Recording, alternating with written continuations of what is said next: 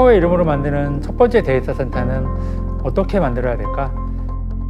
책임감이 큰 만큼이나 처음부터 고민이 많았어요. 이용자들과 가까이 닿아 있는 서비스인 만큼 이용자들을 가장 먼저 고려할 수밖에 없었으니까요. 어떻게 하면 수많은 이용자들이 불편함 없이 서비스를 사용할 수 있을까? 그래서 무엇보다 가장 본질에 충실해야 한다는 생각을 했습니다. 안정적으로 서비스를 운영할 수 있는 데이터 센터를 만드는 것. 거기서부터 출발을 했어요.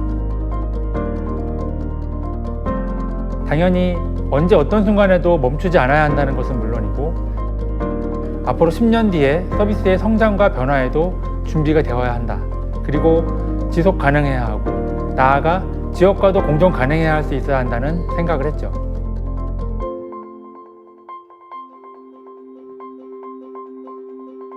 카카오의 다양한 서비스들은 4,800만 명의 일상에 실시간으로 연결되어 있는데요. 카카오톡 프로필 업데이트를 예로 살펴보면 먼저 이용자가 프로필 변경을 요청하면 올바른 요청인지 확인하는 인증 단계를 거쳐 데이터 센터 서버에 업로드합니다. 그 다음 인코딩과 트랜스코딩을 통해 다양한 크기의 프로필 사진을 안전하게 변환하는 연산 처리를 하게 됩니다. 그리고 나서 카톡 친구들의 설정에 맞게 업데이트된 내용을 전달하게 되는 거죠.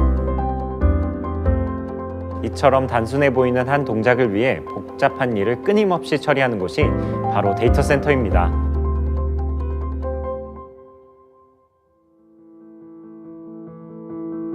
이곳 안산 데이터 센터는 10만 대의 서버가 있는데요. 이 서버들은 전력 공급이 단 0.02초만 중단돼도 다운이 됩니다. 데이터 센터 운영에 있어 무엇보다 전력의 안정성이 중요한 거죠. 그래서 저희는 주전력이 중단되는 비상 상황이 발생한다고 해도 즉각적으로 평소와 같은 전력을 공급할 수 있도록 주전력의 100%에 해당하는 예비 전력망을 구축했습니다. 또한 거의 모든 운영 설비를 이중화했는데요. 전력 공급이 끊기지 않도록 변전소를 이중화할 수 있는 부지 선정, 변압기와 UPS라고 하는 무정전 전원장치, 그 안에 들어가는 배터리까지 이중화했습니다. 그리고 통신 경로와 통신실까지 이중화했어요. 할 수 있는 이중화는 다 했고요. 저희보다 이중화를 많이 한 데이터 센터도 없을 겁니다. 이것도 이중화예요? 이 말을 제일 많이 들었어요. 이중화를 봉합하려고 데이터 센터 오픈 일정도 미루고 안정성에 있어서는 타협하거나 양보한 것이 없습니다.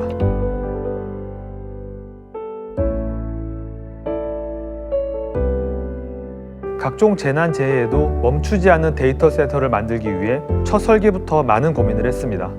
해일이 발생해도 피해가 없을 위치를 선정했고 6.5도 이상의 강진에도 견딜 수 있도록 내진 설계를 했습니다. 홍수로 인한 침수를 예방하기 위해 지상 1층의 높이를 주변보다 높게 설계하고 주요 전기 설비를 지상층에 배치했습니다.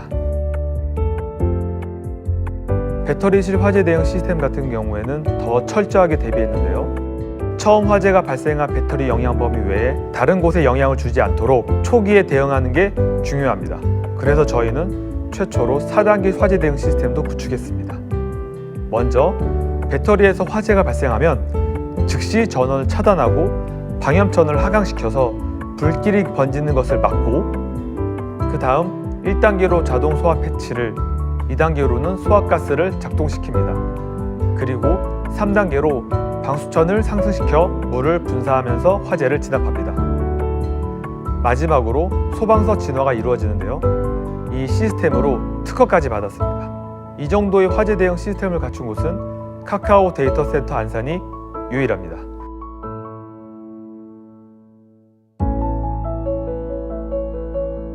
미래의 서비스 환경이 달라져 서버가 늘어나고 전선이 더 필요한 상황에 대비하여 설계 단계부터 3D로 배관 배선 도면을 그렸습니다.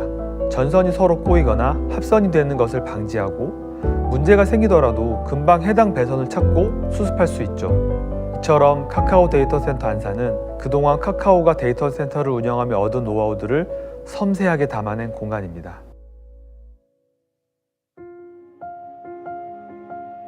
데이터 센터는 1년 365일 24시간 내내 가동해야 하는데요. 그래서 연간 전력 사용량이 많을 수밖에 없습니다. 그 양은 4인 가구를 기준으로 약 5만 7천 가구의 사용량과 맞먹는 수준인데요. 그러다 보니 최대한 에너지를 아낄 수 있는 방법은 없을까 고민했습니다. 이용자의 일상을 지키면서도 지구를 생각하는 데이터 센터를 만들기 위해 여러 노력을 했는데요. 예를 들어 태양광 패널을 전상동 건물 외벽 전체에 사용해 더 많은 친환경 에너지를 활용할 수 있게 했어요. 드문 사례이긴 하지만 외관을 멋지게 만드는 것보다 내실을 다지는 걸 선택한 거죠. 특히 물 사용량을 줄이기 위해 더 많은 노력을 했습니다. 물을 최대한 재활용하는 시스템을 구축했는데요.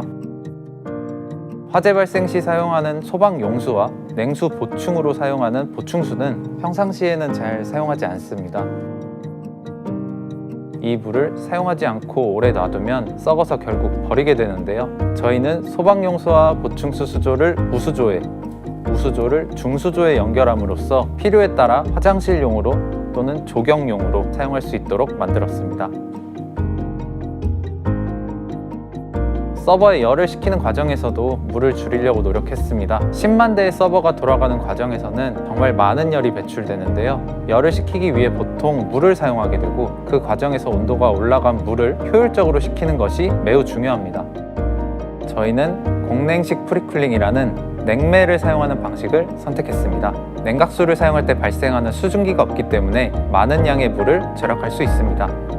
실제로 상하수도 요금도 많이 줄었습니다. 일반적인 데이터 센터의 상하수도 비용에서 약 98%를 절약했습니다. 카카오의 데이터 센터는 이용자들의 일상을 지키는 인프라인데요. 공간적으로도 의미 있는 인프라 역할을 했으면 좋겠다는 생각을 했어요. 그래서 저희만의 공간이 아닌 지역 주민들과 공존하는 공간이 될 수 없을지를 고민하게 됐고요. 사실 데이터 센터는 안정성과 보안이 매우 중요해요. 그래서 대부분의 데이터 센터는 아주 폐쇄적으로 운영이 되고 있는데요. 저희는 운영동의 1층과 2층을 지역 주민들 그리고 한양대 학생들에게 개방하기 위해 운영동과 전산동을 분리했습니다.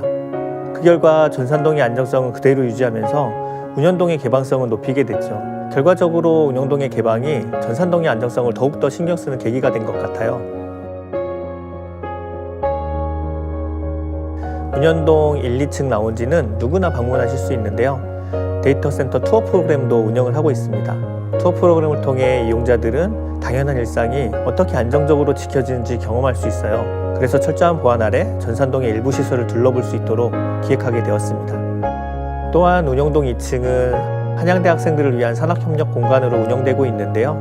앞으로 에리카 인공지능 융합연구소가 들어오고 그 외에도 다양한 산학협력 프로그램이 이루어질 예정이에요. 결과적으로 카카오의 데이터 센터가 서비스를 통해서도 공간을 통해서도 진짜 인프라로서의 역할을 하게 됐다고 볼 수 있는 거죠. 데이터 센터는 사실 잘 돌아갈 때는 있는지도 몰라요. 문제가 생겨야만 존재를 알게 되거든요.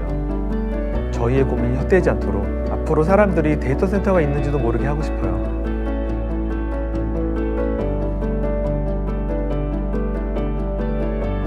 그 어떤 재난 상황에도 끄떡없는 지구를 생각하는 지역사회와 교감하는 카카오만의 데이터 센터를 만들어 나가려고 합니다.